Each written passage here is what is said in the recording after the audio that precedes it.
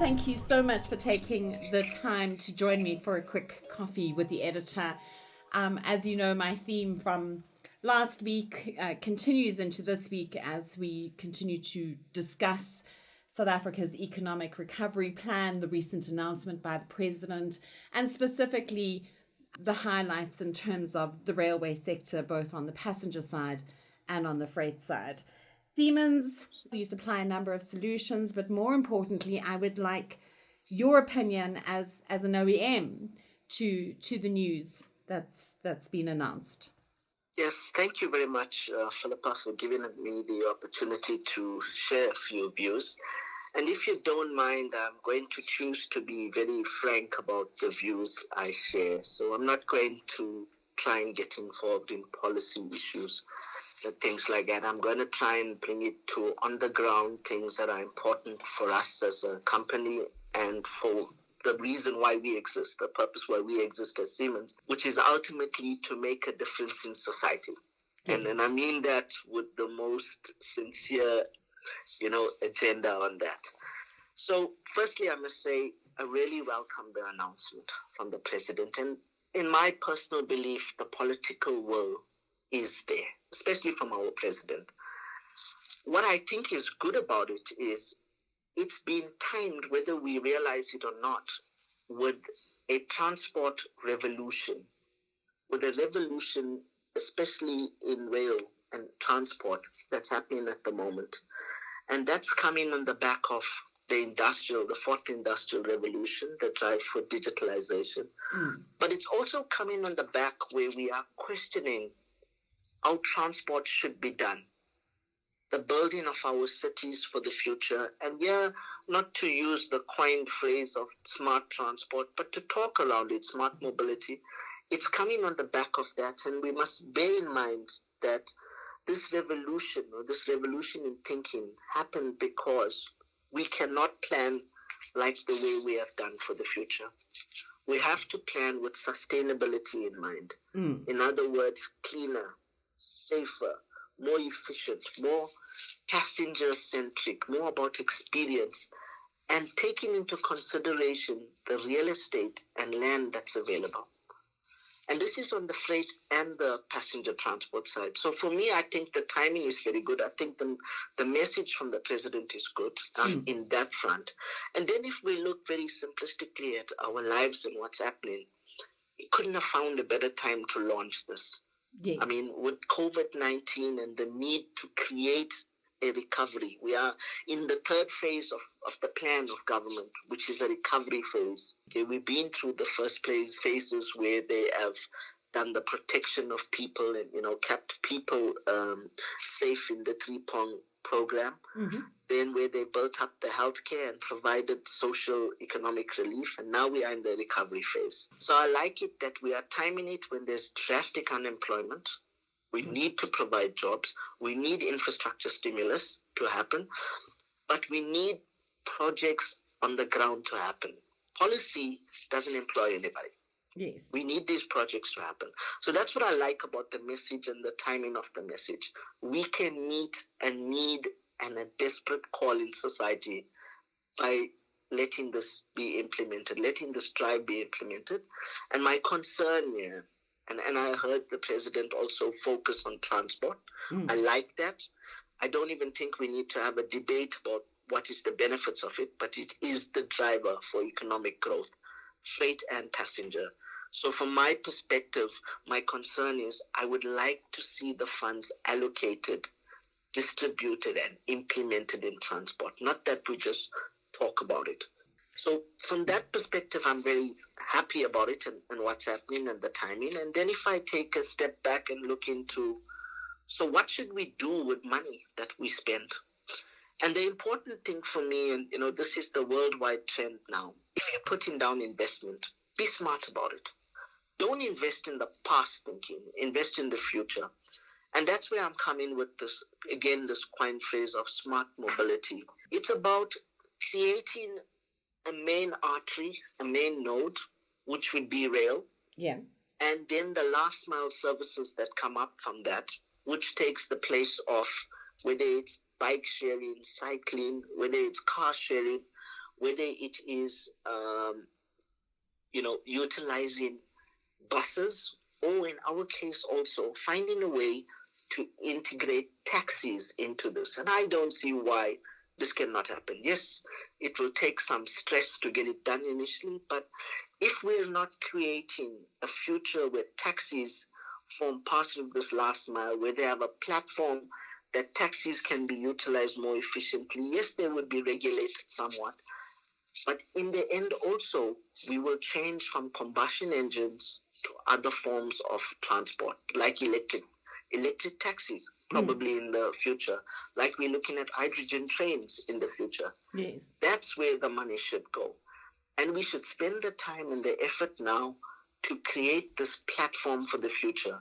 It'll be a tough dialogue, but once we get, for example, taxis onto this belief and onto this, to subscribe to this transformation, then it's fine for a taxi owner to pass down the business to his son or his family, his daughter, wherever it is in the future, because you're passing on what's sustainable. So for me, that's what I like about the smart mobility. Rail as the main artery, and various other forms as the last mile.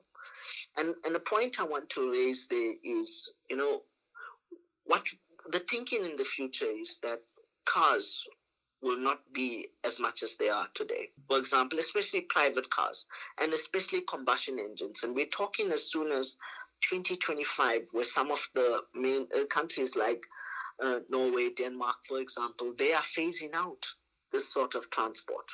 So it has to be done now. And we have to put this emphasis and this investment in there now. And in the real future, you probably won't own a car. You would just use a means of transport, the most sustainable, efficient, safe, and reliable means of transport. And with that, make no mistake, it does come in our situation, our country, it does come with investment in infrastructure, and specifically in rail. The investment has to happen. We have to continue building the extensions to Caltrain. We have to get the Transnet freight nodes and freight network more efficient for freight. We have to get the network more efficient on the PRASA side, and we have to get them all integrated as the main artery. So for me, that for me is very important, that we spend good investment that is future oriented. Otherwise, we would build, and excuse the term, we will build white elephants where we would become the dumping ground for technology. And with Siemens as a technology company and Siemens Mobility, this is what we're driving globally. We're driving the concepts of digitalisation. We're driving the concepts of smart mobility. We're driving investing good money, clean technology, efficient technology in the future, and about experience, passenger experience, whether you're a consumer, whether you're a commuter, also freight experience, to know where it is, to know how efficient, to know it's using sustainable technology. Well, those are very, very wise words, Kevin. No, I think it's something, I think that's the dialogue we need to have as a society, but also we need to push this in. Let me come down to some some immediate tangible things that we need to talk about. As Siemens Mobility, we are existing here now for the past few years, in the country, about 150 years. We have recently done several investments in the rail sector already.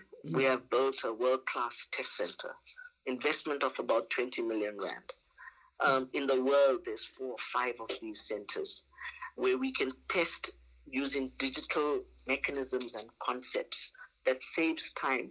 And more importantly, it makes the technology very sexy for younger people because they want to be application-based, iPhone or smartphone based. They want to work with technologies like this. So we have built this center. Probably we started building this about 8 to 10 years ago. It's completed. It's bringing us a benefit and a very big competitive advantage.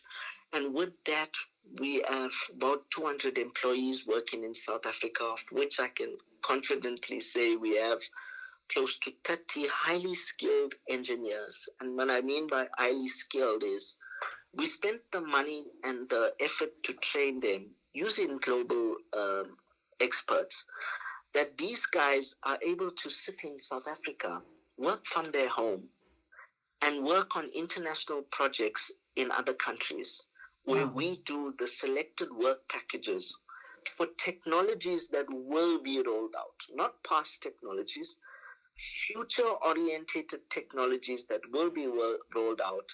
We have competent guys that are sitting in South Africa and helping global projects do engineering of the highest class.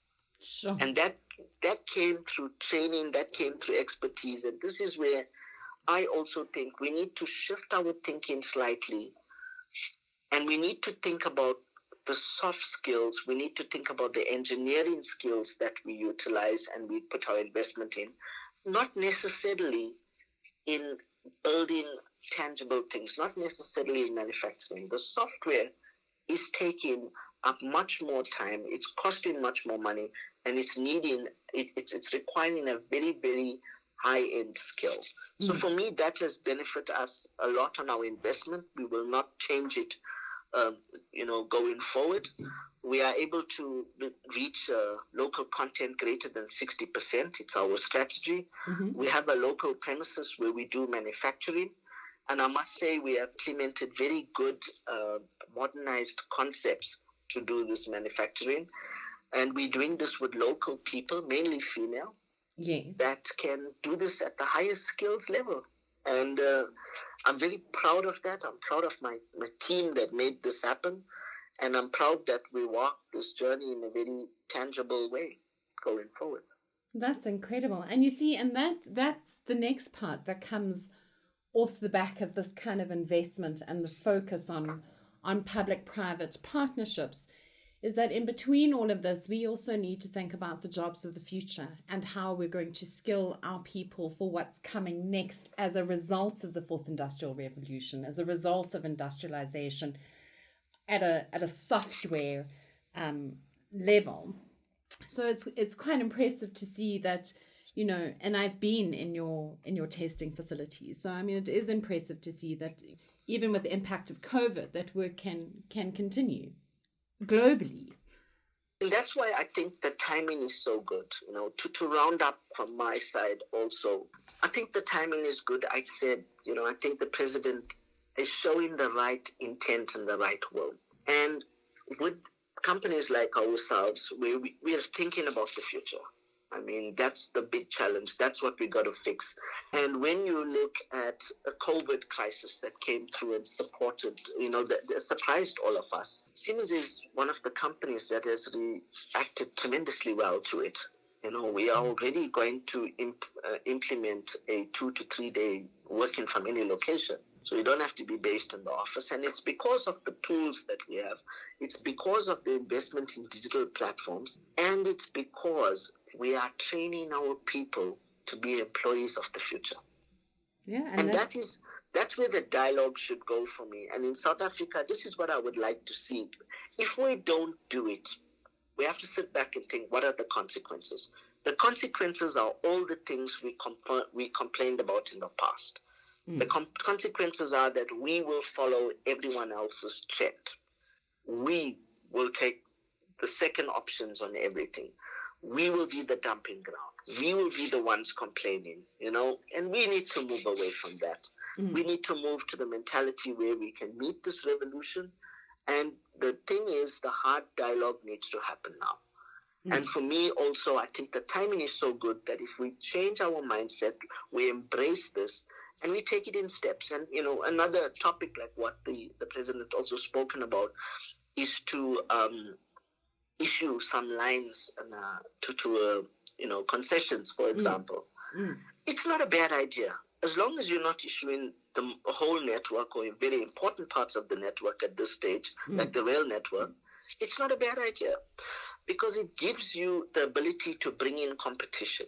It gives you the ability that hopefully private companies and concessions can bring in innovation, they can bring in efficiency, the safety, the reliability, they can implement the programs quicker, and they can be competitive because for sure the next concession is going to compete. The market will compete. You will think sustainable technologies. You're not thinking just about putting something in for the next election. Yes. You got to think in terms of a 10, 15, 20-year program. And that's where I think there's a lot of benefits that come out of that there. And we would like to be part of that. We would like to invest further into an economy which is subscribing to all of this because it's future-centric. So for me, that is the biggest part of it. And, I think at the end, personally, myself, I would like to also, accept the industry professionally and personally, having known that you left a legacy that changed lives, made a difference to people, and a legacy that's going to be futuristic and make a difference in the future also. Yeah. Well, Kevin, thank you very much for your time and your insights. It's always good to hear from an OEM of your stature, and let's continue the dialogue and see how the future unfolds. Perfect. Looking forward to it, Philippa. And thanks a lot to your team also, Railways Africa, for making a big difference, for taking on the challenges. And I know it's very tough at times, but it's our duty to make sure that we do the right things for the industry. Really appreciate your very broad support to everyone. Oh, thank you.